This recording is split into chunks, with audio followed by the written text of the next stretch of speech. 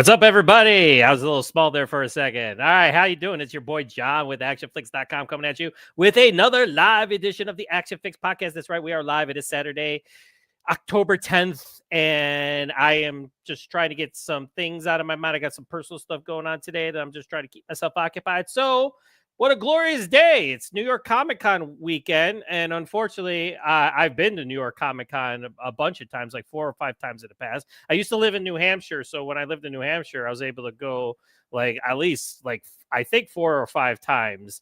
But since I moved to Florida, I'm now in Panama City Beach, Florida. I no longer am able to attend unless I want to do some serious traveling. And you know what? It hasn't happened.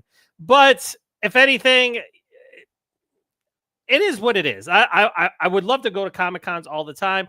Florida has a bunch of Comic-Cons, but since I've been here, it either hasn't worked out or basically I just haven't been totally jazzed with the type of people that they've had or the panels and stuff like that to do any traveling. But I figured, why not watch some New York Comic-Con this weekend? And if you notice on your YouTube channels, they are streaming the panels live. And I thought, what a great idea for today, since I'm just kicking around. Oh, and disclaimer, I have my dog with me this week. So my dog is like my daughter's. I share him with my ex, so I have him this week. So if you hear any barking or anything like that, that's Ace. So say hello to Ace. Right now, he's laying right down beside me, napping. So he's being a good boy right now. But just so you know, there might be some, impromptu distraction, but it is what it is. It's live, and when you work from home, that's what you get. You get sometimes dogs barking or cats getting in the way. So I figured, why not do a live show showing off the New York Comic-Con panel for Mortal Kombat 2, which of course was supposed to come out in a couple weeks or something. I forgot what October something. I forgot what the original date was, but now it's May. So they delayed it. They got everybody so jazzed and hyped up. So they had for one, they were promoting the hell out of Karl Urban as Johnny Cage, which we all were getting into. And of course, the first Mortal Kombat, of course, I'm not talking about the 1990s Mortal Kombat movies. I'm talking about the reboot that they did. And again, that was during the pandemic. So it's what business it did, because it's streamed on HBO Max at the same time, because that's how I watched it. I watched that on HBO Max during that period of unrest. Well, we're still in a period of unrest, just different kind of unrest. But I don't get political on this. I just talk about action movies and stuff because that's the fun stuff. So anyways, so that came out. Johnny Cage was not there. Louis Tan was a new character. He was Cole. I dug him. I thought he was pretty cool. I love Louis Tan as an actor and as a martial artist. He's been kicking it. He's Philip Tan's son. All old school action film buffs know Philip Tan from the 90s. Of course, he was in Martial Law.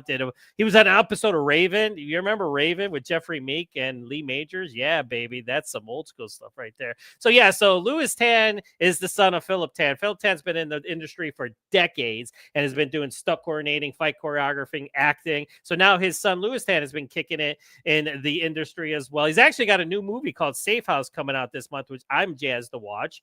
And actually, he started following me on X or Twitter or whatever you want to call it. So that's pretty cool. Thanks, Louis. So I just got the message the one day, is Louis Tan started following you. I'm like, there you go. And I did the write-up for the Safe House article, and he said, thank you for the article with fists, the fist emojis. So I was like, thanks, Louis. So I was like, you got a fan for life. I've been a fan of yours, Louis, but you got a fan for life here at ACTION-FLIX.com. If you ever want to jump on the podcast and do an interview with the boy, I'm your guy. I probably have promoted you or advertised you more than all these big people have.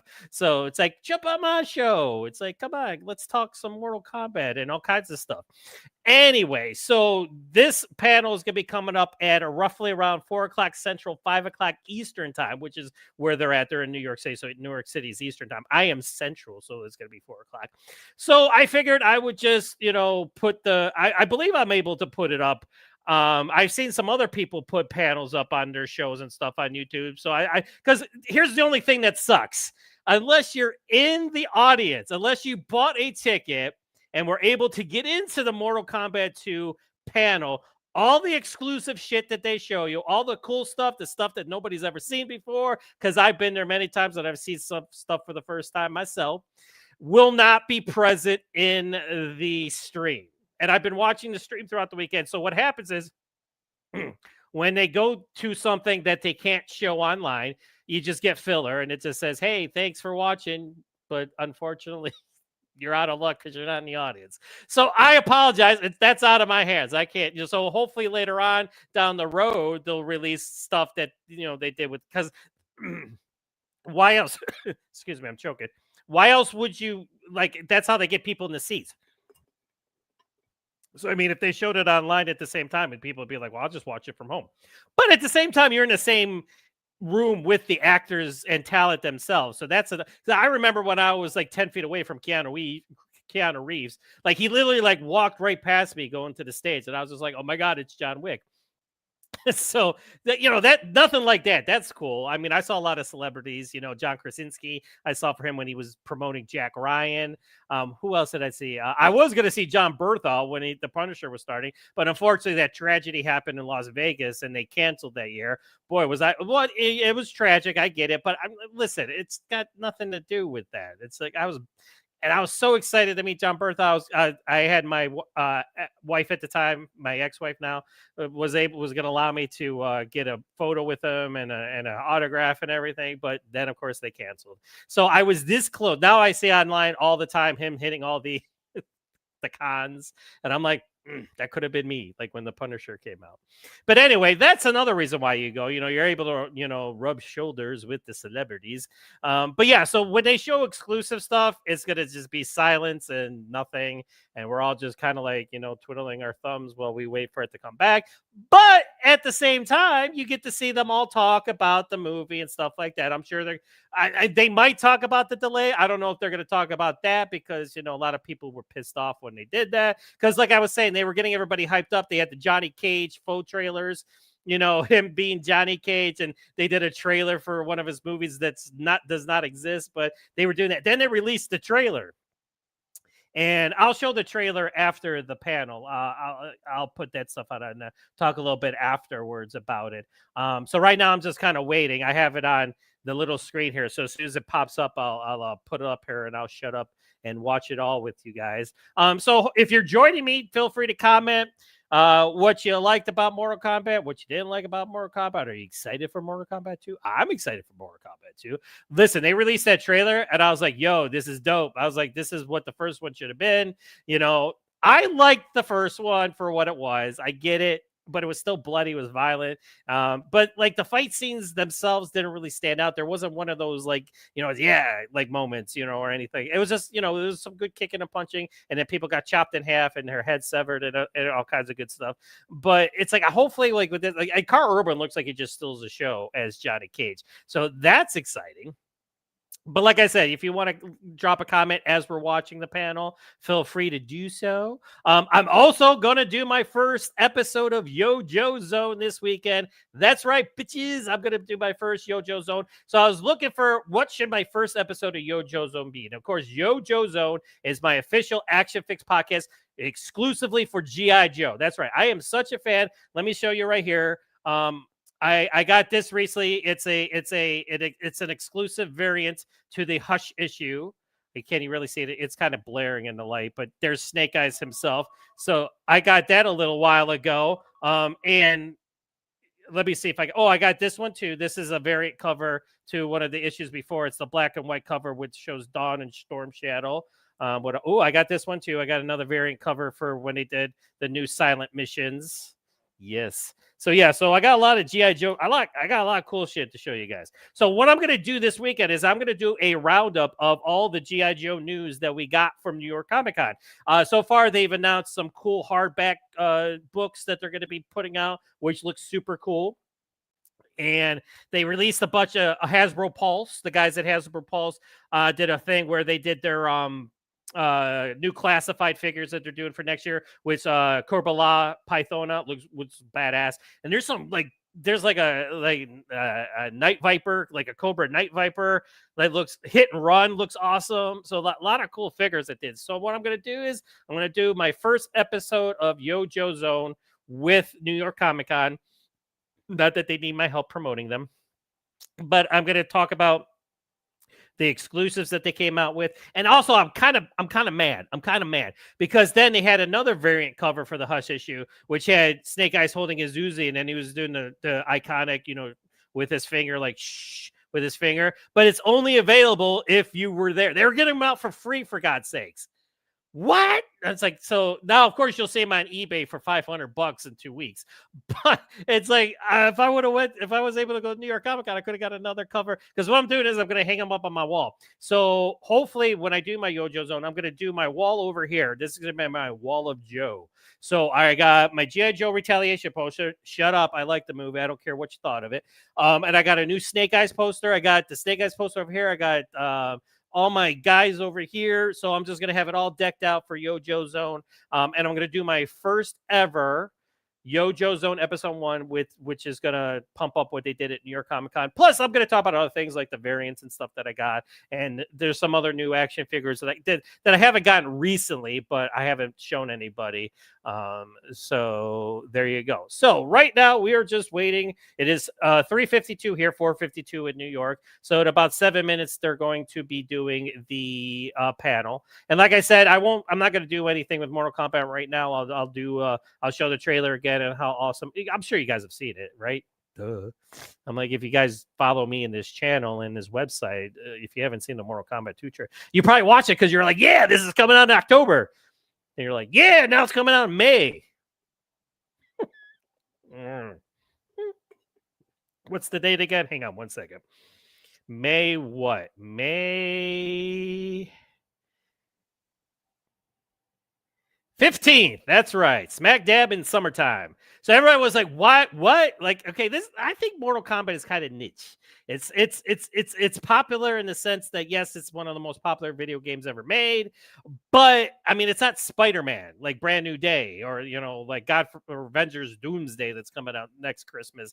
Not this Christmas, but next Christmas. But it's like, I think if they released the Mortal Kombat 2 in October this month like they were supposed to, it would have done a lot better business than releasing it in May when they got like all the summer movies coming out. So I'm not really sure of what movies are coming out before or after, but I'm like, really? I'm like, it's like they're just saying, hey, we don't want this movie to work. Do you want the movie to succeed so you can keep making Mortal Kombat movies? Then release it when you're supposed to. Like, Mortal Kombat isn't a main movie. It could be, like, I guess. I mean, but the first one was released during the pandemic, was released on HBO Max, streamed the exact same time it was released in theaters. So it did okay business for the pandemic, but not great business. And of course, a lot of people it divided a lot of people, because there wasn't actually a tournament in the movie. It's like, yeah, Mortal Kombat, where's the tournament? It's like, but yeah, so fans are divisive. And actually, we talked about it on my friend Owen's show, the Action Elite War Room. Yeah, so we all were pretty much in agreement that the original Mortal Kombat had a lot more personality than this Mortal Kombat did.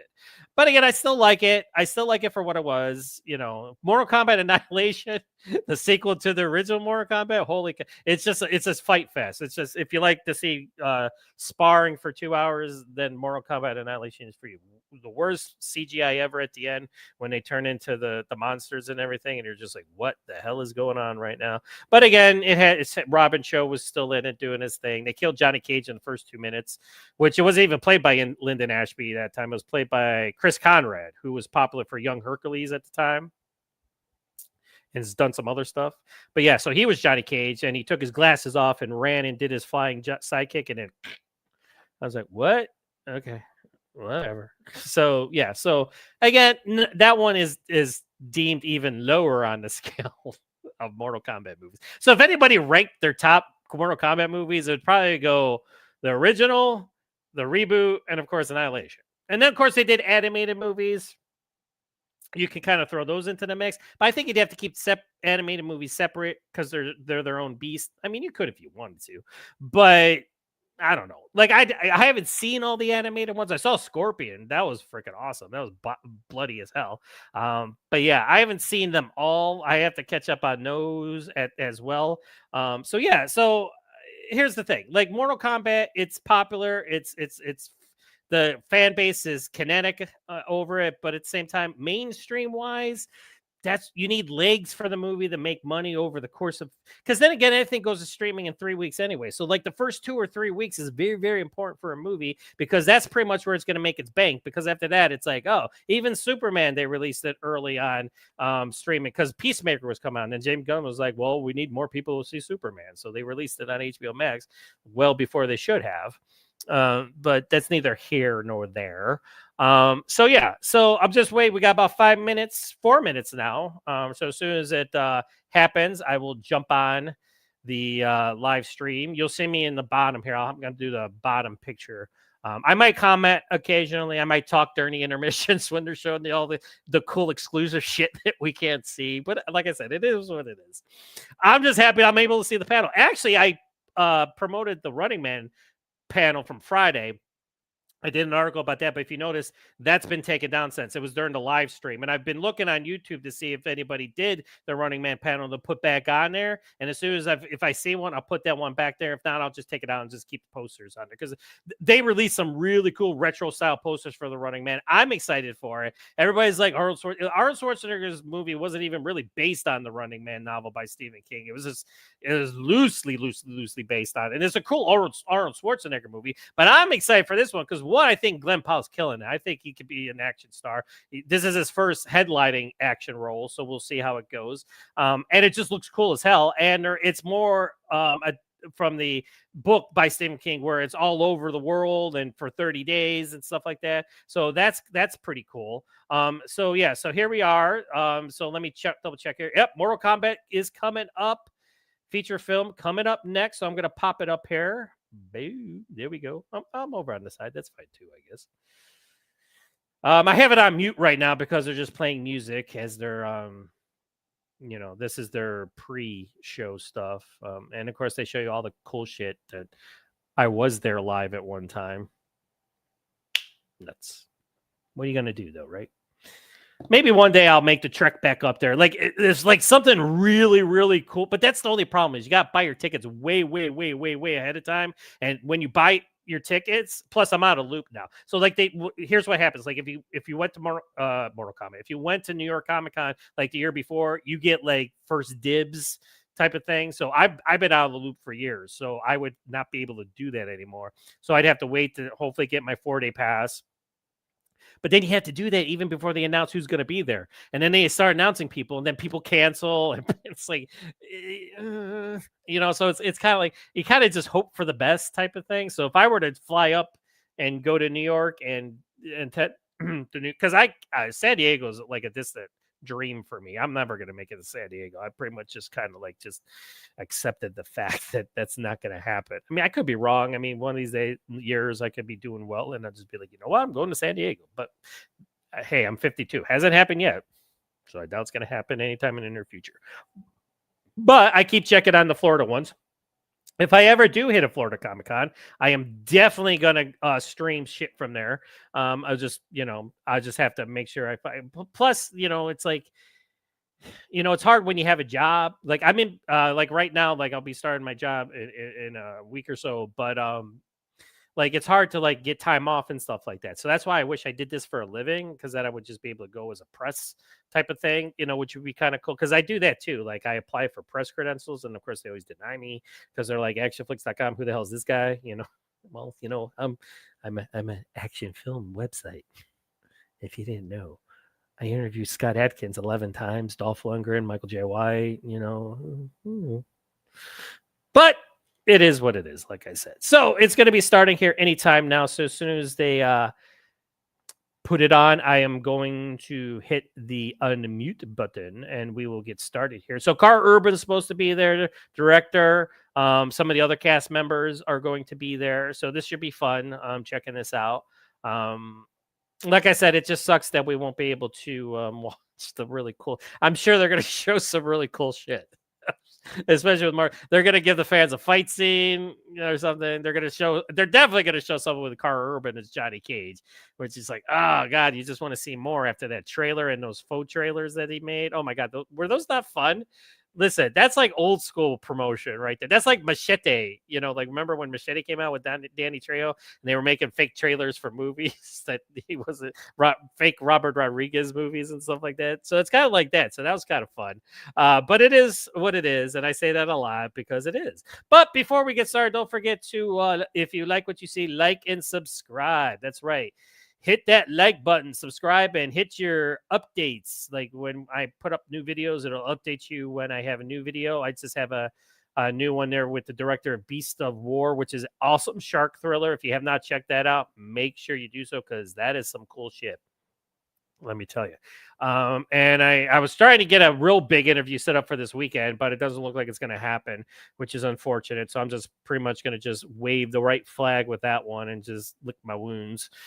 It is, like I said, well, I'm going to say it one more time. It is what it is. I don't get offended. I mean, I had an opportunity and it went.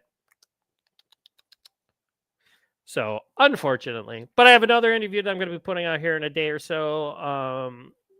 And then I have I have a pretty cool interview set up for next week. So that will be pretty cool. And it's for an older movie that's getting re-released, which is pretty cool. So yeah. So, and then also I am every Wednesday, I'm on my buddy Owen's show, the Action Elite Live, The War Room. I believe this week we talked about Nobody 2, which I finally saw, which we all liked, and we just talked. But we talked about all kinds of stuff on that one. And I got thoughts on Predator Badlands, by the way, the PG-13 rating that everybody's pissing in their beer about. And then next week we are going to be doing Affinity, which is the new Marco Zaror movie, which I did a review for. I saw it at Big Bad Film Fest. I covered Big Bad Film Fest, and they sent me a screener for it, so I was able to check that out early. I loved it. Gave it a 4 out of 5. Marco's awesome in it. Brandon Slagle, who I've interviewed before, directed it. Has directed a bunch of action movies. It was Marco's first headlining English language action film, and they did a phenomenal job with it. And I was quoted on the advertising for Well Go USA, so thank you guys for doing that. They quoted my title. That I called Affinity a full throttle love story with a whole lot of ass kicking bravado. They like that because they put that up on their publicity campaign. So that was pretty cool. So that's next week, Wednesday, 8:00 Eastern, 7:00 Central Time. Then we'll be talking about Affinity. And then we got a bunch of stuff lined up after that. I got a bunch of stuff. Like I said, I'm going to be doing Yojo Zone episode number 1. So hopefully they start pretty soon here. It's 4:03. These things never start on time, too. If you ever go to a Comic-Con and you're sitting in the audience and you're looking at the time, you're like, okay, where is it? So it's like, because like they're trying to get things situated. Like, again, there was something before that, so they're clearing it out and everything. So that's why I always think that they should allow more time in between these panels.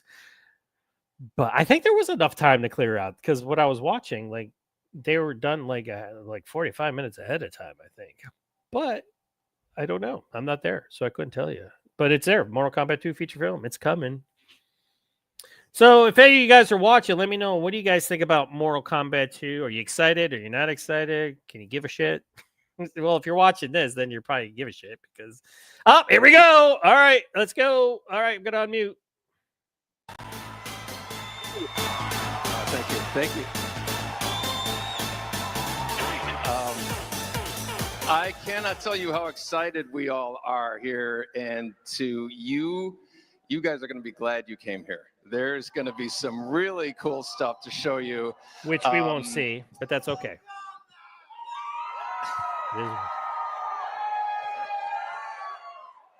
I did want Toasty. I did want to start with giving a shout out to these amazing cosplayers here. Could you guys stand up for a minute here? I want to buy a Snake Eyes outfit one day. It's coming. You won't be ready for something with them. Does everybody have your Johnny Cage sunglasses? No, you're in the other room. Please sorry. Keep them handy because we are going to need them coming soon. What the hell's that mean? I would for the cosplayers here. God, I want to say Johnny Cage. That's awesome.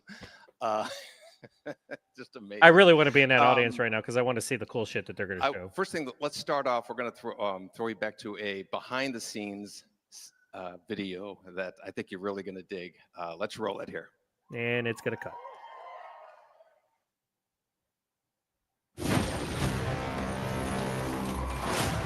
Filmmaking doesn't get much bigger than this. Oh, this is the way Mortal Kombat is meant to be seen. We had to up the ante on every aspect. The fatalities. The flawless victory. Oh, there you go. All right. So while we wait for them to come back, like I said, if you guys are watching, shoot me a line, shoot me a comment, shoot me a question, comment, concern. Like I said, yeah. So going back to what I was talking about before the panel started, I liked the first Mortal Kombat, the reboot Mortal Kombat. Like I said, did it have its issues? Yes, it had its issues, boy. But like Hiroyuki Sanada and Joe Taslim as Sub-Zero and Scorpion, they were definitely the best part about it. That opening was legit. It was a chef's kiss. Them fighting at the end was a chef's kiss. Everything in the middle, yeah, there was some good stuff. But again, I'm not a really big fan of the CGI blood. Although, oh, here we go. It's back. So we have some amazing guests here. Filmmakers, actors, directors, writers. And let's start off here with our director, Simon McQuoid. Right. Of course, he did the first one.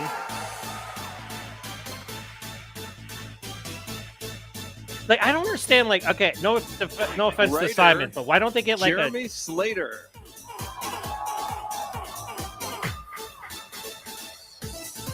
Our Johnny Cage, Karl Urban. There he is, the man of the hour.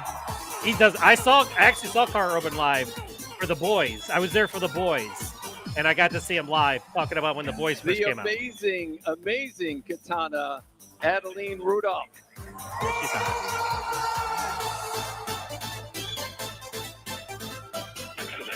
And the mystery character, Jade, Tati Gabrielle. Hey!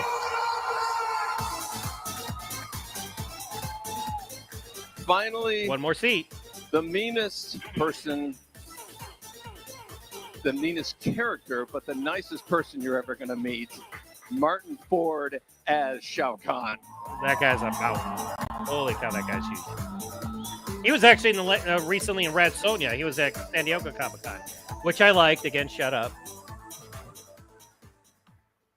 All right, let's get it. Let's go. So we have some questions for these amazing filmmakers, and again, shoot me some comments if you want. If you're watching, the one asking. You know, I'm in a strange situation.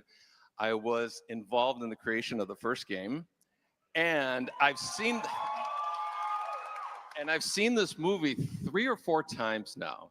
It's gonna blow your minds. You are absolutely going to love it. We were gonna love it. I really would love to whenever it was gonna come out. Poke into their heads as to what their experiences was creating this film and the incredible contributions that each one of them had. Let's start with Simon. What was your main draw in returning to Mortal Kombat, and how did you expand the universe? Thanks, Ed. Thanks. Nice intro, mate. You're doing a good job there. Like, I'm sure he's a great filmmaker and everything, but like, get Sam Hargrave or somebody to direct these movies. After the first one came out, really the absolute core goal was to make Mortal Kombat 2 feel like a full feature-length version of the tone we created in the opening of Mortal Kombat 1. With an actual tournament. The thing that was really, we really felt that we just scratched the surface. There is so much to Mortal Kombat. There is so much to the lore. There is so much to work with that I thought, well, we can just expand everything onto an even greater scale this time round. And really it was about pushing those, the boundaries with everything. So They wanted definitely to got the have violence in there. That's for sure. much more emotion with the characters. So there was much higher highs and much lower lows. I wanted us to journey through all of the realms and all of the different places and the different levels and the different environments that you can go to in Mortal Kombat.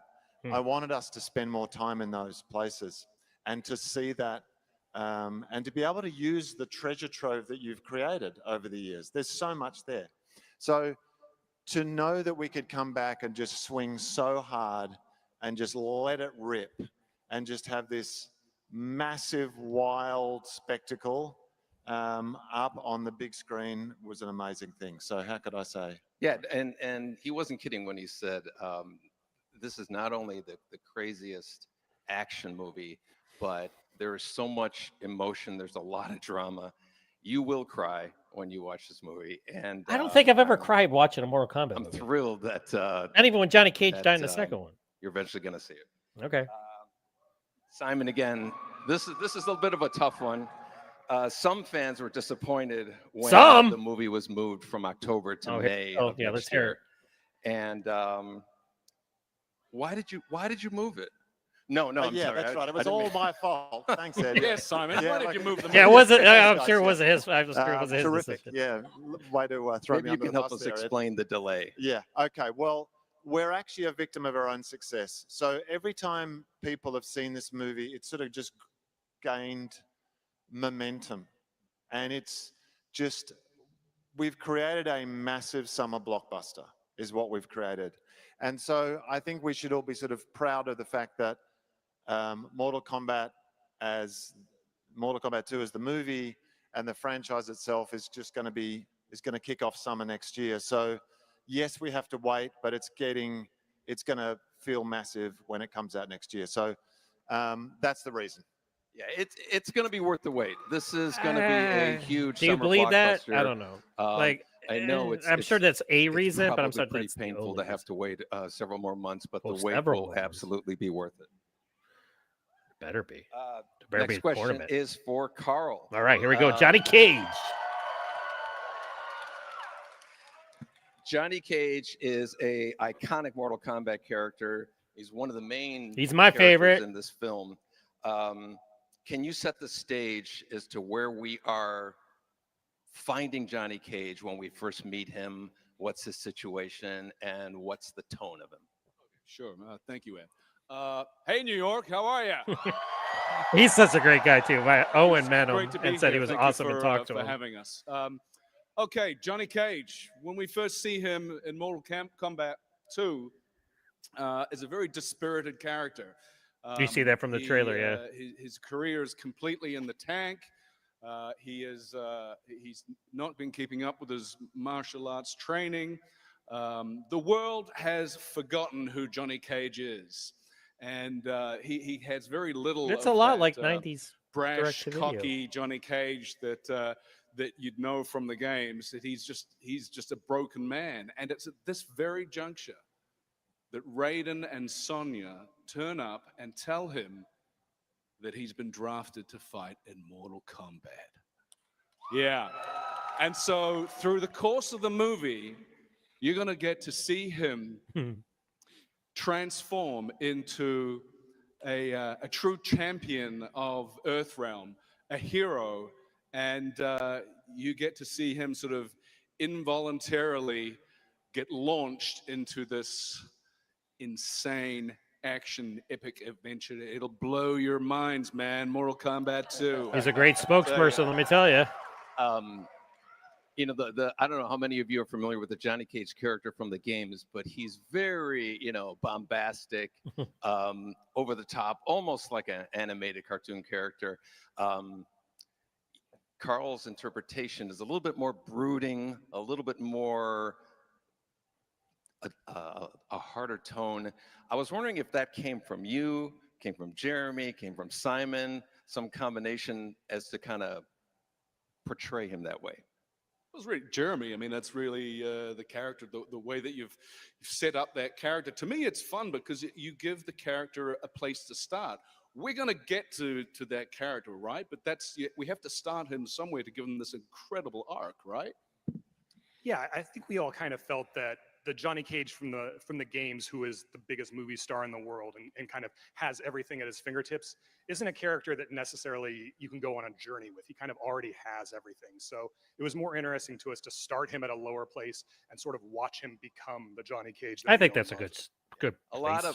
of feedback Redemption. we got from the previous movie was we wanted to have somebody see Mortal Kombat for the first time in their eyes, and that's Johnny Cage. So his reactions, the one-liners that he has, is you're gonna get a lot of big laughs are gonna come from some of the lines that he says. Next question is for Jeremy.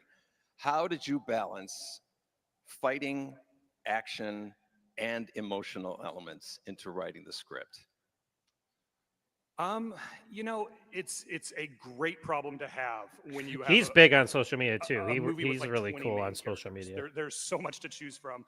It's daunting at the same time because you can't make a 6-hour Mortal Kombat movie, even though I'm sure some of the people in this audience would love to see that. I'd watch it with But, intermissions. You know, I really had to kind of just rely on my inner Mortal Kombat fan as a sort of North Star. I had to look back at you know, I was 14 when the game came out. You know, I was one of those kids pumping quarters into the arcade. I was older. there day one for the original movie. I had the soundtrack on repeat. It meant a lot to me. And so every time there was any sort of question with this movie, I kind of had to tap into that inner self and be like, what's the movie that 14-year-old version of me would walk out of the theater and say, that was the coolest thing I've ever seen in my life. Yeah. And that's what I kind of wrote the movie for. Yeah, the opening sequence. If you remember the opening sequence from the previous movie, it's a pretty heavy moment when we see Scorpion and Sub-Zero kind of like their meeting. The opening scene in this film is double that intensity. I mean, it punches you in the face, and I challenge you not to cry when you watch that opening sequence. Challenge accepted. That you've done is you've managed to get, I think it seems like there's about twice as many fights in this film as the previous one. I like that. One that. of the goals that you all had in one-upping the previous film. Well, yes. Yes is the short answer.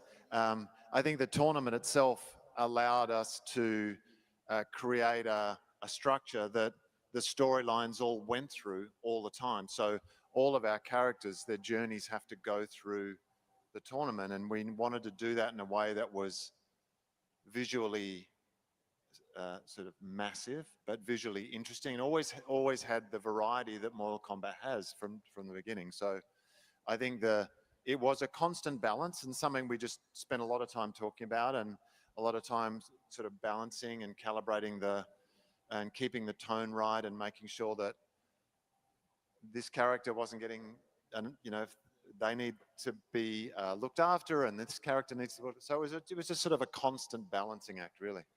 And the other thing that we were all very aware of was that a lot of traditional fighting tournament movies, you know, there's a fight, it's exciting, and then you can kind of go to the bathroom, you can get some popcorn because nothing's going to happen until the next fight.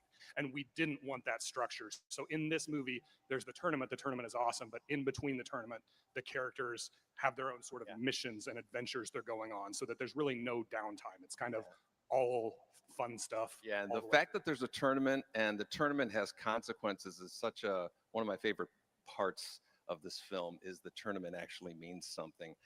This film is going to also be available IMAX, right?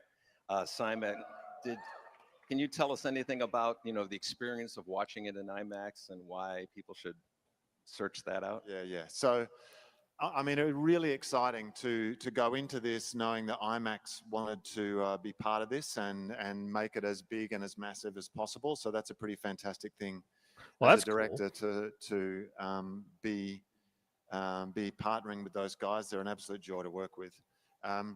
But what I wanted to do is I wanted to do a little bit more with what IMAX could give us. So yes, we use the enormous real estate and scale that IMAX provides us. So we have the different format, but what I wanted to do is I didn't want to just do, we'll just put a bit more screen and a bit more real estate. I actually wanted to do something with that real estate that if you consider yourself a fan of Mortal Kombat, you have to see it in IMAX because there's some little bits of joy up there that you're going to love to see. And you won't see it in the sort of regulation, the normal screening. You'll just I was going to see see it in in IMAX in a few weeks. And it affects the story a little bit, and it's kind of fun. So. That's great. You know, I've been spending time with this cast together for the past couple of days, and there's a definite camaraderie with them. You know, they went through some rigorous physical training. They've had fights between each other. I shouldn't give away which fights they've had, which I don't want to spoilers. But I get the impression that there's a deep camaraderie, and with Jade and Katana, Tati and Adiana. In particular, there is this friendship. I didn't know until yesterday that they've been good friends for quite a long time, and their relationship is one of the biggest kind of emotional moments in this. Can you tell us about what it was like to work as best friends, playing best friends in real life? I mean, it was a dream come true. Tati and I have known each other for almost 8 years now. We worked on a project together and played sisters in that project. And and to be able to play sisters again and bring the chemistry that we have as friends into this it's priceless. You know, these are things that you get cast and you get thrown into a room full of strangers and you have to build that chemistry, and to be able to play specifically Katana and Jade, which is insane to say, right? Together, was a dream come true. Truly, it was like you couldn't ask for a safer space, and just a very easy flow. The way that we could connect, I felt like I could look across the set or whatever the room and look Addie in the eyes, and she knew what I was trying to say to her. I knew what she was trying to say to me. We could move about each other and communicate in this very just seamless way. It felt like. Yeah, so I feel so lucky. Like you truly couldn't ask for anything. Yeah. Their story. It's not just all friendship. There is conflict between them. Jade is kind of torn between duty and friendship, and to me, it's one of the kind of the softest moments. It's really a great contrast to all the crazy actions happening. Karl, you have experience with ensemble casts.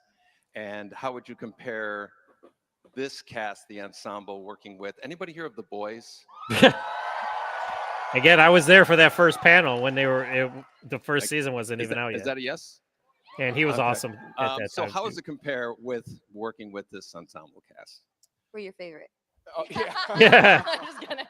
I've had these questions all day. It's like, listen, man, we had such a blast working on this, man. My boys' crew, our family, we've been through, through a lot over the last, 5 years, 5 seasons.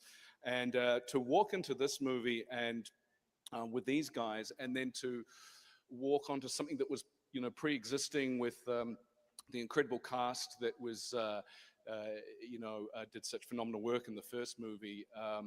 It was really, we felt, I guess, like we were coming into a pre-existing family, and they welcomed us with open arms, and we bonded really well and had a lot of fun. And this movie was probably the most challenging, technically, physically, mentally, undertaking that I've ever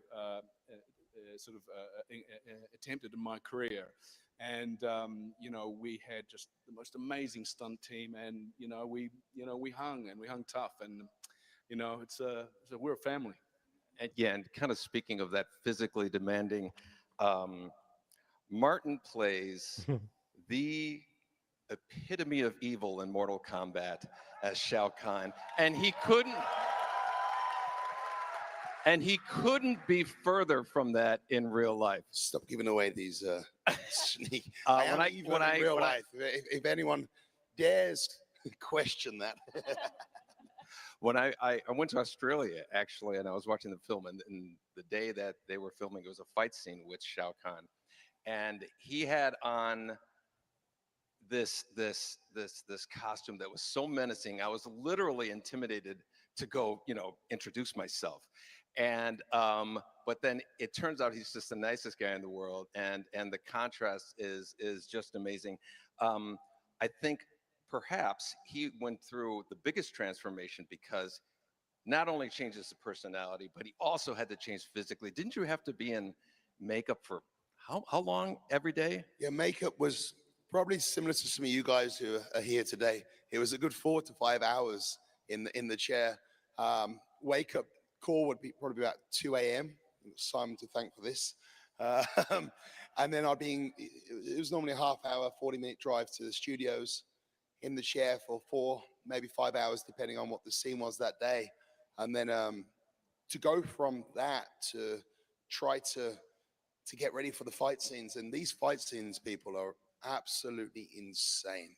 The imagination, the choreography, and the level of energy and input and everything that's thrown into it to try and wake up at, when you've been sat in the chair for 5, 6 hours in total with the travel and the makeup, and then to come alive was one hell of a challenge. But I think from what we've seen on the screen, you guys are in for one hell of a treat. It really is incredible. The wildest thing about Martyn's dedication and commitment to what he was doing is before he hopped into that makeup chair for 4 or 5 hours, he would go to the gym. Right. At like 1 a.m. 1 a.m. and work out for an hour and a half. I realized it was easier to train in the morning than it was after a 12, 14-hour day on set. So I tend to set the alarm for midnight, wake up, shower, go to the gym, and then have the day ahead, which I think it aged me about 12 years, this film. He is the personification of work ethic right there, that guy. Yeah. Actually got his big break in Boyka. Do you remember how heavy that hammer was? A little tip for you. Well, after about 7, 8 hours on set, it felt real heavy. Mortal Kombat has been known to introduce new characters throughout the games, and this is Mortal Kombat film is actually introducing a new character, and his name is Ed the Bartender. I don't know if we have a visual to show there.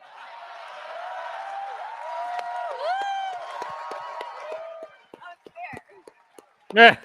It's don't expect a long. It's like a tiny cameo. Stan Lee, when he does in the Marvel things there. It's a very small role. I'm not an actor, but I did want to know if anybody knew how much it costs for those variety ads where you say, for your consideration. You never know if it's going to come up for somebody. I smell an award in your future, Ed. Yeah. I tell you what, if this job of yours doesn't work out, he makes a mean ranch water. That's right. That's right. So, Adeline, I'd love to ask you. Katana's an iconic character. The whoever did the costume is just brilliant. Cappy. Well, fans. Cappy Island is the Yes. costume designer, and she needs a massive shout out for all of the Absolutely. costumes. Yes. Oh my gosh. Phenomenal. She's incredible. Unbelievable. And I'm told you have no martial arts experience before that. So I'm guessing you went through a lot of training I worked because my butt off. you yeah. looked very natural. What was that experience like? It was intimidating. Ironically, I had just, as a hobby, picked up Taekwondo, but there's only so much you can do with a yellow belt, right? When you step into playing katana. So, we had an incredible stunt team. Malai, also my stunt doubles, Zia and Yeye, they were incredible. They spent so many hours with me during our stunt training, but also after hours, after working on set in the hotel gym, trying to get all the wushu moves and all the elements of Katana's skills into me and my body. So we spent many hours working on it, and then also, of course, working together with Tati. She spent her time with me as well, rehearsing our fights, us working on ours. It was a lot of work, but I thoroughly enjoyed the challenge. I really know how important Katana is to you, and so I poured my heart and soul into her. And she delivers. She delivers. Physically and She is a emotionally. beast. Yeah. A beast. Was there a fan expert, somebody who taught you how to use the fan? Gosh, you know what's so interesting? Once I got the fight choreography down, the fans genuinely felt like an extension of my arm. I loved my fans. There were like 9 different fans, and I got to pick which one depending on what shot we were doing. But I genuinely loved using my fans. I did not have any trouble with them. Yes. Outstanding. Tati, Jade has always been a hidden character. She's kind of shrouded in mystery. There's not really much that we've known about. And what I love about this film is it really fleshes Jade out, her relationship with the katana, the history, and it's more nuanced. A lot of what I'm so happy about this film is a lot of things that you were kind of filling with your head, the writing, the direction, and the characters. Everybody here has put their fingerprint on this movie, and they've really transformed these characters from, in some cases, 2-dimensional characters into 3-dimensional characters. And Tati, you are such a standout in this film. Thank you so much. Thank you. I love the complexity of your relationship with Katana. Again, the struggle between loyalty and friendship. Literally, they call each other sisters in this film.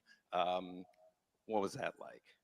Honestly, Jade was probably, I think, similar to Karl, one of the most challenging roles that I have ever encountered.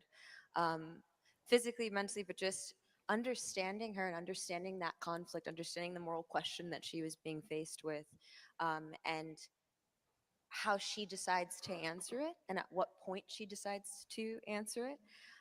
I wrestled with it, and I loved having that challenge because it piqued my brain in this very interesting way of like, sometimes who we are and who we want to be, we try to make it seem easy, right? To just, no, well, be who you want to be. And it's like, well, what does that path actually look like? And it can be scary, it can be twisting. So yeah, I really loved tackling Jade. Your friendship really shows through how close the two of you are. Again, back to Martyn, back to Shao Kahn, the ultimate badass, the menacing. He does some really bad stuff. Please don't hold it against him in this film. It's I was just following the script, so. Yes. Blame Jeremy, blame Simon. But when you transform physically, you put on all the prosthetics, the makeup. What about like mentally? How do you become this? You were talking earlier about how you moved and some of the directions Simon gave you in terms of what's Shao Kahn gonna feel like Shao Kahn. Tell us about that. Yeah, absolutely. I think the thing for me was to try to make Shao Kahn so easy and natural and flowing, rather than to be fast and too responsive. Not so much when it comes to the fight scenes, but when we delve into the character and the history and the actual storyline behind the fight scenes, I feel that it was important to have this sort of elegance and grandeur to Shao Kahn, and a character that can demand respect and the whole room to listen to him. That was something that was really important. And I spoke about this earlier. Simon gave me this tip on one of the first days was to really slow the head movement down and to make it meaningful and precise. I want to see what he does with the role, actually. Responsive and almost like I was reacting to other people.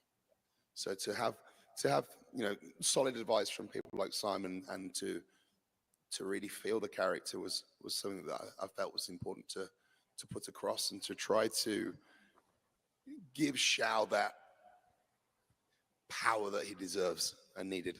He absolutely lives up to it. We cannot wait for you to see how. And again, don't hold him responsible for what you see him doing in the film. It's not maybe some blood and guts along the way. Yeah. So we're going to move on to some fan questions, and we'd really love to. Here's the interesting part of the panel. Where get your thoughts on that. Will we see deeper backstories for fan favorite characters Johnny Cage, Katana, or Baraka? Karl, why don't you take that? Well, I might defer to Jeremy on this. I mean, Jeremy wrote such a brilliant script and probably knows more about that than anybody else. Well, I mean, I would say Johnny Cage and Katana are kind of the two leads of the film. They are kind of the two central characters that we are following. Okay, and there you their go. So there's okay. Their stories So intersect even the in people some from the really first sort of film are exciting taking a and backseat a little bit, surprising ways. which So you're going to get. I figured ton of Karl backstory on was both of those. the Not so much headliner. with Baraka, but he does have. He is my favorite character in Mortal Kombat. So I wanted to make sure the Baraka a lot of scene lived people. up to what I wanted. So it's not a lot of deep backstory, but Baraka is great. I would say Baraka is going to, you'll get some other facets to Baraka. We have some fun with Baraka, and it's CJ who plays Baraka did an amazing job. Karma Savage wants to know, if you could use one of your character's moves or powers in real life for a day, which would you pick and how would you use it? Let's go with Adeline. Sorry to put you on the spot. I do love the Royal Blender, correct, but in real life, it might have to be the Nut Punch. Oh, he's going to say that. Of course. I mean, isn't that the most Wait, wait, wait. practical in real So life? how would you use it Well, in your day-to-day life? I would, I'd have to be in a situation where I felt threatened. I would use it to eliminate nuclear weapons and get world peace. Oh my gosh. That's a lot of nut punches, but I think we can do it, yeah? Yeah. John Paul at I'm going New to York use that in my wants to articles know, now. Nut punch. Were there any moments of improvisation on set in fight choreography, dialogue, reactions that will probably remain in the final cut because they worked so well? Karl? Well, improvisation in fight choreography is generally not a good idea. Yeah. You're supposed to know where you're moving. But I tell you what blew me away was Josh Lawson, who plays Kano. Right? This guy is an improvisation He did a machine, good job. and I think the one of the most challenging aspects of Mortal Kombat was to try and hold it together and stop laughing when he was riffing on set, because you just let him go take after take, and every take would be different. It's can't wait for you guys to see Kano in this. It's Kano and leveled Johnny up. Cage is going to be a standout in this film. Team Awesome 418 wants to know, if you had the opportunity to portray an alternative character in Mortal Kombat beyond your assigned role, which character would you choose? Anyone?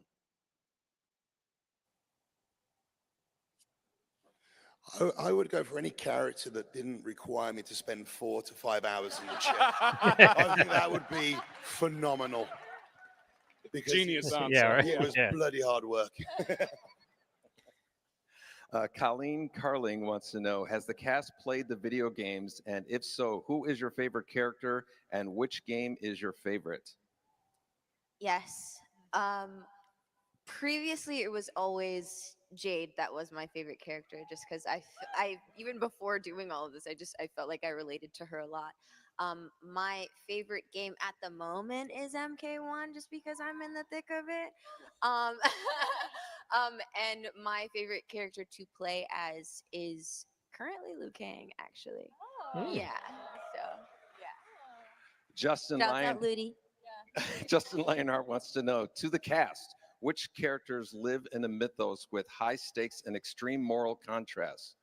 What was one moment during filming where you found yourself questioning your character's choices, and how did you bring that internal conflict to life on screen? For me, a lot. But I think once I realized the conflict that I was having inside with her and understanding her conflict, to use all of that conflict and let it be, not try to control it, not try to understand too much, not try to take from my character, I guess, her own journey in trying to gather herself or understand herself. Yeah, that's short answer. I think part of the job as an actor is to question the choices of the characters you play, and not to pass judgment on their choices, but at least to understand why they do what they do. And certainly for me, in the case of, you know, Johnny in this film, initially he's a character who doesn't run towards the danger. He's running in the opposite direction. And it was sort of, you know, to sort of understand why he is like that, and then infuse that into a journey where the character actually, you know, grows and develops into something rather special. You know, it's like a foundation in a building, or you know, and it's just you lay one brick on top of another, and you know, you work with great people, and at the end of the day, you get to stand back, and you know, we all get to enjoy that construction. Outstanding. Now we're going to do something called Choose Your Fighter.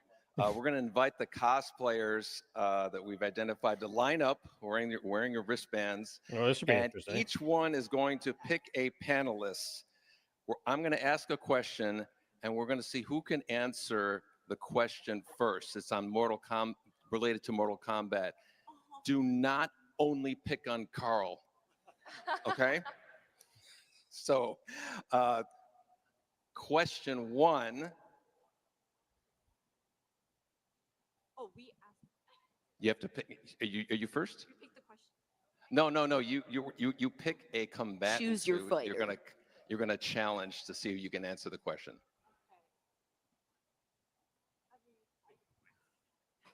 Okay, we don't have all day. I think you know who I'm going to pick because I'm. You look cosplaying. amazing. You look incredible. Thank you so much. I'm so excited to see your character. Thank you. To see your take on it. Johnny Cage is his stage name. What is the real name of the actor and martial artist behind the legend? Bruce Lee? No. I think that's Liu Kang. But What is Johnny, what is Johnny sorry, Cage's John real Claude name? Van Damme. Pardon? John Claude Van Damme. Close. you know what? Jean Claude Van Damme. John Carlton. John Carlton. John Is his real name. Carlton. Oh my Yes, gosh. yes. I feel like you should get the point. You were definitely closer than I was on that. Okay. Next. So choose your fighter. Well, that's awkward. Jeremy. Who? Oh, Jeremy. Oh, sorry. Choose my fighter. Excuse me. Choose your opponent here. Choose my opponent. Yes. Yeah, it would be. Okay, let's go, Karl. Who? Carl? Yeah. You want me? Yeah. Okay. Oh, I thought.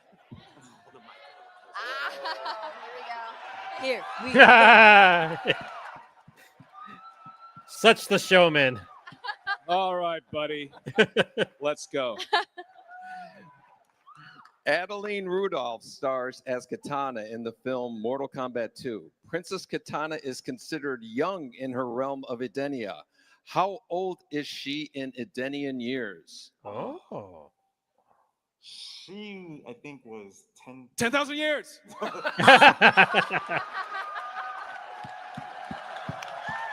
All right. So close. So close.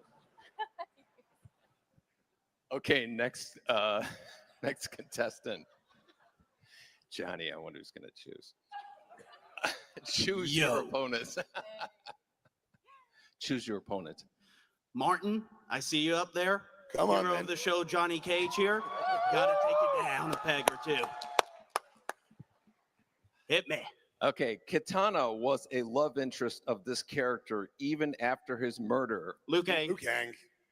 Oh, he got it first. Weak stuff. Give me a real challenge. Give it up for Bring Obviously, this guy fucking knows his Mortal Kang. Got the Kombat. energy. Got the energy. Outstanding. I dig it. Wow. Obviously, he needs to work on his body just a little bit, but points for style. Okay, choose your opponent. Who's left? Dang. You can choose the director and writer too. No, No, you can't do that. Yeah, it has to be one of them, Jade, yeah. stand up. Oh no, watch out. Here we go. Let's go. This one's so easy That for was you. not even fair. Yeah, it's not even fair. I just beat Tati that. Gabrielle stars as Jade, one of Shao Kahn's assassins and spies, who debuted as a secret character in Mortal Kombat II. Jade is a lifelong friend and personal bodyguard of... Princess Katana. There you go. Dude, that was like tailor-made. Let her have that one. Game over. Right?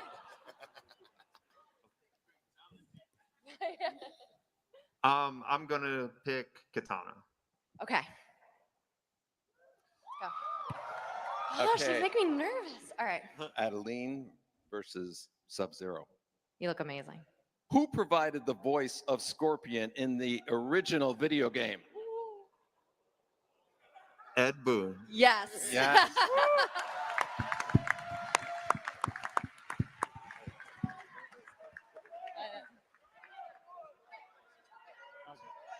No. Get over here.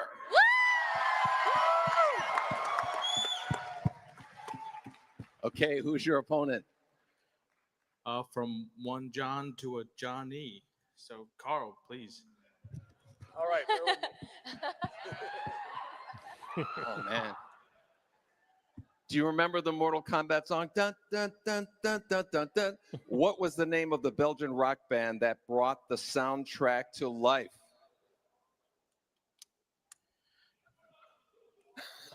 Damn, I can't even remember. Shit. 5, 4, 3, 2, 1. The Immortals. The Immortals, yeah. Dude. My mind has faltered as I've And that's the last one we have here. Aw. I was enjoying that knowing. Each player is going to get a special Comic-Con exclusive poster signed by all of us. It's fantastic. Well, Very- damn. Very happy about that.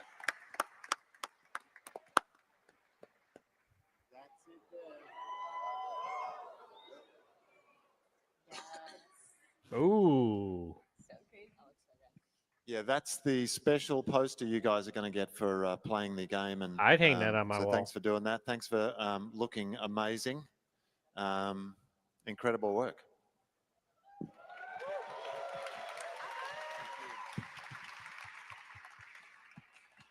Okay, what do we got next here? I don't know, Ed. You're running the show, mate. Come on. Yeah. Probably something we can't watch Actually, at I home. think we might have. Is this where we give them something special here? Probably. I don't know. Do it? Oh. Sunglass. Let's do the selfie. So everybody, get your selfie or your get your sunglasses out because we're gonna do a selfie here on stage, and we'd love to all of you to be in the photo. Oh, really? Is this the like they only showed one thing that was exclusive? Wow. Carl's gonna take the selfie, of course. Huh. Oh, okay. I don't feel so bad now. There you go. Actually, yeah, stand up on the chair. I'll let you get everybody in there. There you go. There you go.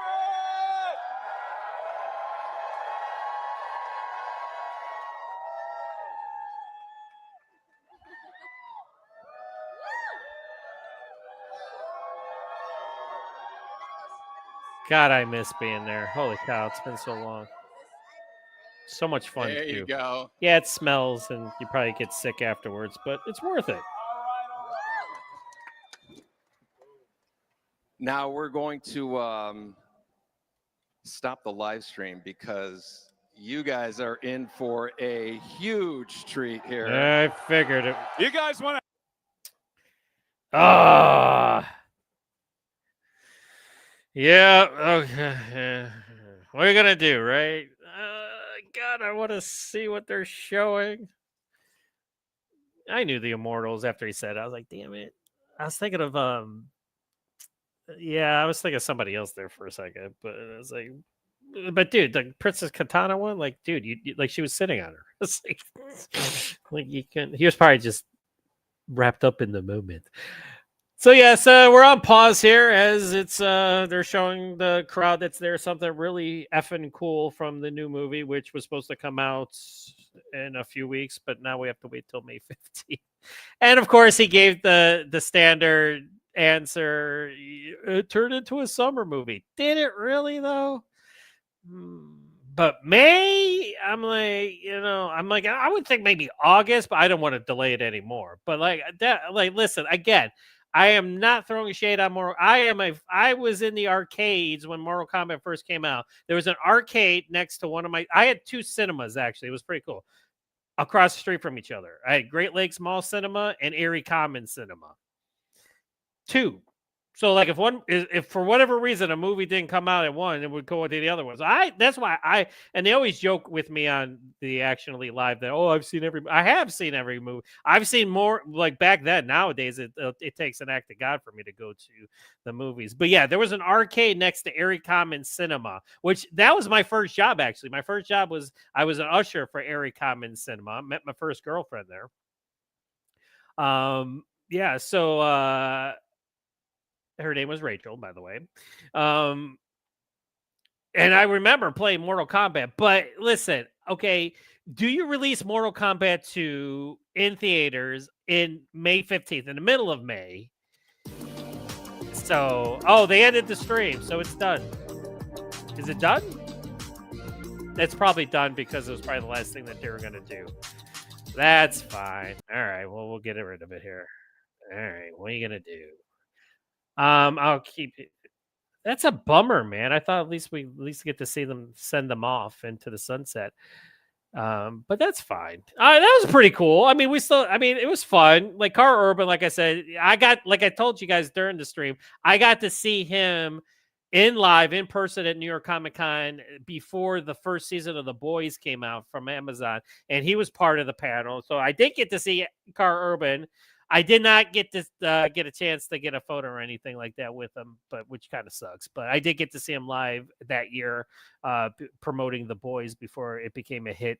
Of course, it became a hit on Amazon Prime. But now let's go into, like I said, I was going to do this before, but I just want to make sure that I didn't forget. I'm just making sure that the stream is officially done, and that. Yeah, it's probably done. Okay, yeah, I can pretty much say sayonara. So here we go. So I'm going to go back into my website here, actionflix.com. So I'm going to do a little selfless promotion here. Boom, there you go. There is my actionflix.com, and I'm going to blow this up a little bit because, of course, we don't want to get dinged for copyright. So let's go and check out the trailer. Actually, let's do the trailer for... the faux trailer first. This was fun. Like they released this, and this was July 16th. Okay, so they did this back in the summer, where Johnny Cage, there he is giving the finger as he pushes his glasses up, which is freaking awesome. So here you go. This was the faux trailer. This is the fake trailer they did for one of Johnny's movies, which of course doesn't officially exist. Here we go. And again, it just looks fun. From New Line Cinema, the studio that brought you Cool Hand Cage. Cool Hand Cage. Hard to Cage. Hard to Cage. And Rebel Without a Cage. Comes Uncaged Fury. Starring. And you got the synth music. It's showtime. And then when he jumps over the missile. They pissed him off. Yeah, they did. They fucked with his shades. Fuck with his shades, man. They should have brought more guys. Yeah. You should have brought more guys. Yeah. But they messed with the shade. And there he is jumping over the missile.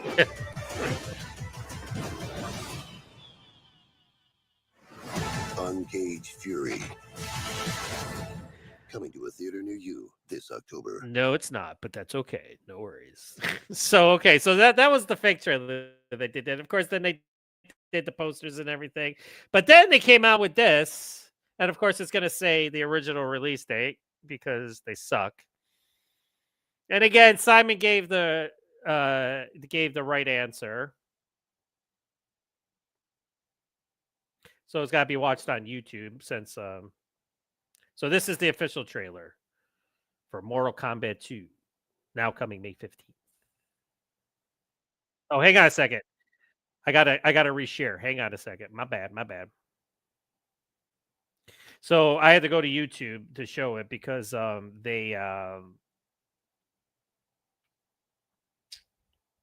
it's age restricted. Yeah, that's the problem. Yeah, it's age restricted. So I got to go and share it out on YouTube, which is fine.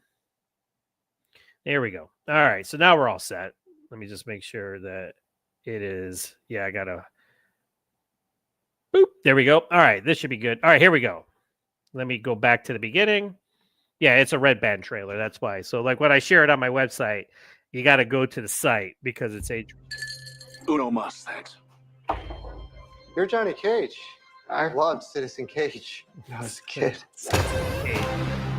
Thanks, man. I appreciate it. They should do a reboot. Nobody wants that. So again, from the initial trailer, it's went like out in the obviously 90s. Carl's the main. Like they knew they screwed Johnny up and not put him Cage. in the first one, so they You were have making been him the chosen to headliner. fight. Tell me you're not some crazy fans. How are you doing that? Are you coming or what?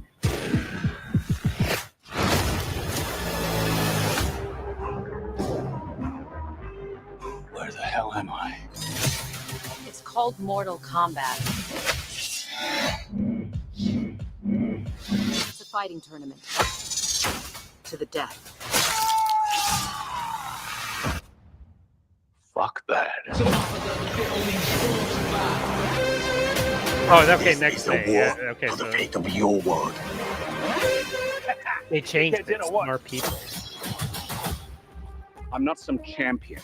I don't have transformer arms or shoot lightning bolts. This shit's got nothing to do with me. I'm an actor. I played the martial arts on TV. I find you annoying. Not the face. Rock advisory.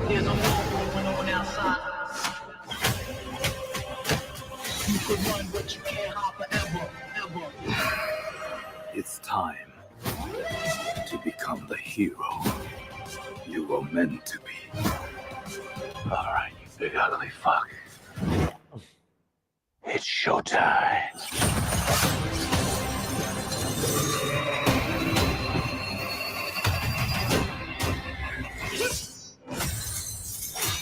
Get over here! Ed Boon. That's right. Ed Boon did it. Only the strong survive. And a lot of people like wanted the Mortal Kombat theme in the trailer. Are you kidding me? You don't have any powers? Just incredibly handsome.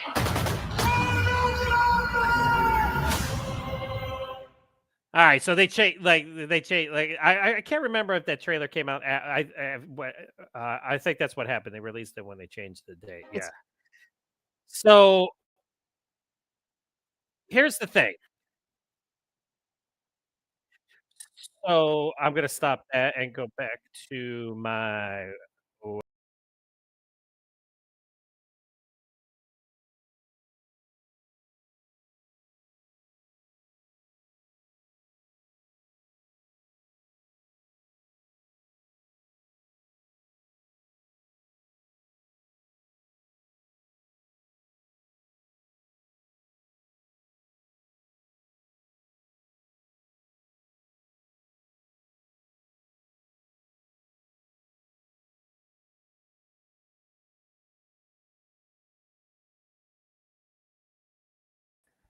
All right, so I had a technical difficulty there, so sorry about that. So again, this is Florida, so something. I mean, it's sunny outside. Like I don't know, like the power goes out like every other day in this flipping place. I swear to God, it is such a pain in the ass.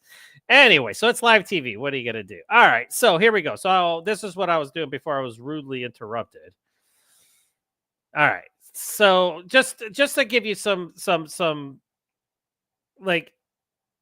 So this was the original poster. This poster is pretty cool. And again, if I could get it up there because it jumps around on me. So I like this poster. So that was the initial poster that they released, before they came out with the one that you see I did put on my thumbnail for May 15th. And then they did character posters. So again, this is, of course, October 24th. Yep, was the release date. So they did the character posters for each of them. So again, Johnny Cage, Cole Young again. So obviously they're probably going to tone his role in it down, which kind of, I don't think he should be penalized, because I still enjoyed him. And of course, Kung Lao, and then of course there again. This is Kano, because we all know that he met his demise. And then of course we have Shang Tsung, and then Raiden, and then there's Jade. She was on the panel. Jax, Katana, of course, she was on the panel. And then Scorpion, Hiroki Sanada, Baraka. You're annoying me. I love that part. And then Shao Kahn, of course, played by Martin Ford. Sonya Blade's back. Sindel is back by Han. And of course, Johnny Cage. So they got everybody hyped up, right? They released character posters. You had fake Johnny Cage trailers, and then all of a sudden they're like, and of course Simon, I guess you could say he did the right thing. He was like, this should be a summer movie now. But I don't think that was the only you can come up with your theories, if you want to drop me. I think that, maybe something had to be tweaked. I don't know. In terms of why would you get everybody hyped up and then pull the rug out from under us with just literally a couple months away and then say, oh, now you got to wait almost another year. It's like, holy cow, people. It's like, so, but it is what it is. But okay, so that was the official New York Comic-Con live panel for Mortal Kombat 2, which was pretty cool. And of course, we didn't get to see the really cool stuff, but don't forget to like and subscribe for all you guys that already have subscribed to my channel. Thank you very much. Thank you for the support. I appreciate each and every one of you. But if you're new to the channel, if you love action cinema and television, and of course, everything sci-fi, I go into all kinds of genres as much as I can. And now I'm getting into the comic books. And again, don't forget, my first episode of Yojo Zone is coming out this weekend. I'm going to be doing, I don't know if it's going to be live or recorded. I haven't figured it out yet, but I'm definitely going to do a recap that Hasbro and Skybound did for New York Comic Con in relation to new G.I. Joe classified figures coming out for next year. And of course, the comic book. So be on the lookout for that. And again, don't forget to like and subscribe. Again, drop me a line, leave some comments, questions, or anything that you want me to cover here on the Action-FLIX podcast or on the website. I also do Retro Action. It used to be called Action Rewind. I'm changing it to Retro Action, where I look at older action cinema. Of course, all the great 80s and 90s and even 2000s had to offer. So if you want to see something here on the Action-FLIX podcast, because as you know, I do Center of the Ring, 2 movies enter, 1 movie leaves.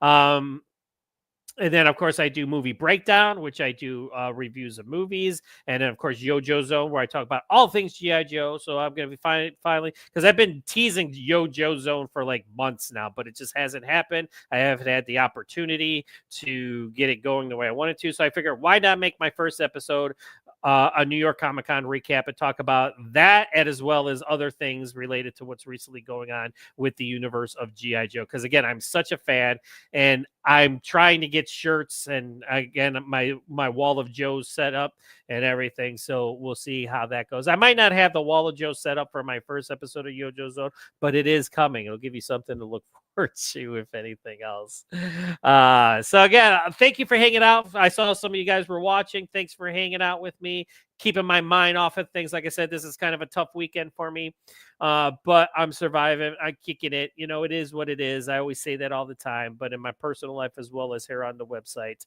But again, we are your ultimate destination for everything action. And again, thank you from the bottom of my heart for everybody that follows me here on the website, because without you, then it's no fun. It's just me talking to myself. So hopefully I get some guest hosts here, soon, and we got a lot more interviews coming up. Like I said, I had a big interview lined up this weekend. Just doesn't look like it's going to pan out, but the person's busy, and they said that they might have, some time, but It happens. What are you going to do? That's why I don't say anything about interviews until it's recorded and I have it. So that's why I didn't announce the Scott Adkins one I did for Prisoner of War, because I told you guys that he reached out to me and wanted to do an extended interview with me for all the support that I gave him, because he's awesome. But I just, I was like, I wanted to tease it so bad, but finally it happened. I was like, yes, now I can talk about it. Of course, now it's been out. So check that out. And everything else on my YouTube channel as well. I'm on Facebook, Instagram, and X. So make sure you like and subscribe to all of it, so that way you get updated when I have new articles coming out, new podcasts coming out, anything new to the website or to the podcast, my YouTube channel, as you will. All right, so until next time. So like I said, the next episode should be my first episode of Yojo Zone. So make sure you keep an eye out on that, where I talk about the New York Comic Con recap and Hasbro Pulse and Skybound and everything that they announced. And of course, show all my little goodies. Like, here's another thing. I've had this stuff for a while now, but I finally got my rock and roll. I didn't get the classified rock and roll. I got the original card back rock and roll. I still want to get the classified rock and roll, but he's kind of pricey. But because he's got the tattoos, like this one doesn't have the tattoos and stuff like that. But it is what it is.